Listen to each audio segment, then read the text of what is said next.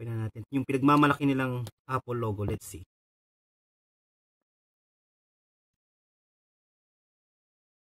Oh, OMG. God, guys.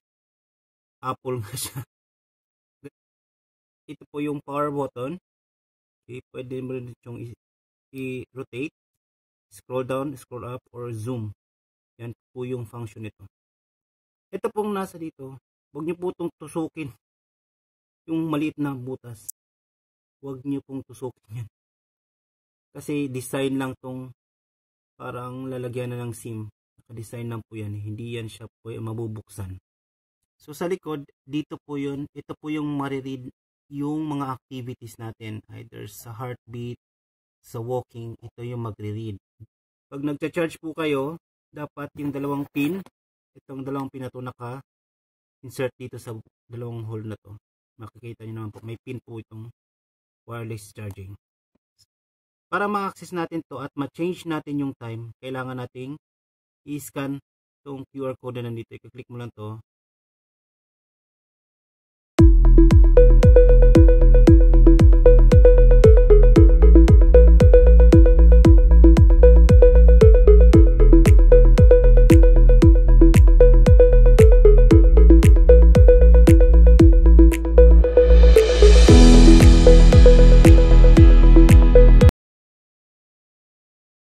Ito po yung application. Pagka-open nyo yung home button, ito po yung makikita yung lahat ng activities mo while using the smartwatch. Yung sleep, heart rate, blood pressure, and body temp.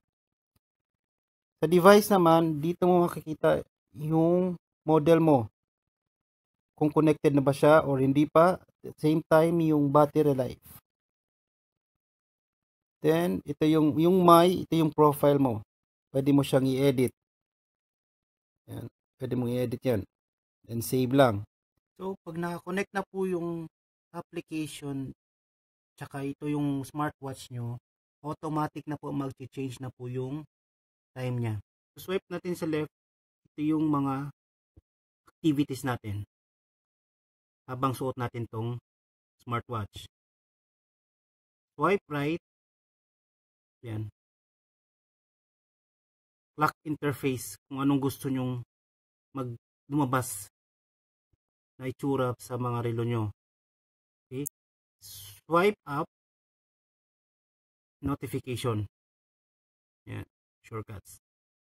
Ngayon, swipe left, down, bottom. Ito po yung mga apps na yan, ito na po yung interface niya. Either gagamitin mo or touchscreen. Ipo, back lang, home button.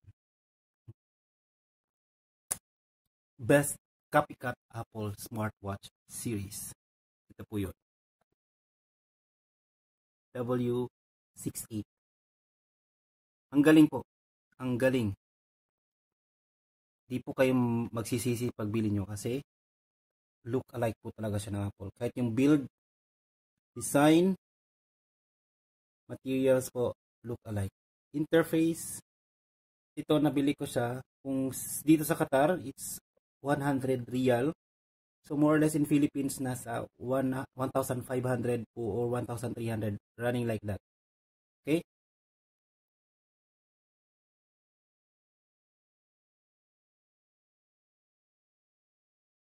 Napakasulit. Lahat na nagtitipid, pwede po tayong bumili ito. Pwede nating maranasan ang Apple series sa murang halaga. Di ko po kayo sinasabihan bumili kayo ng mga copycat products, pero for me, na wala masyado tayong pambili ng original. So, we try this smartwatch series. Apple copycat. Maraming salamat po sa panonood. Sana subscribe niyo po ako kung bago po kayo sa akin channel. Bye-bye!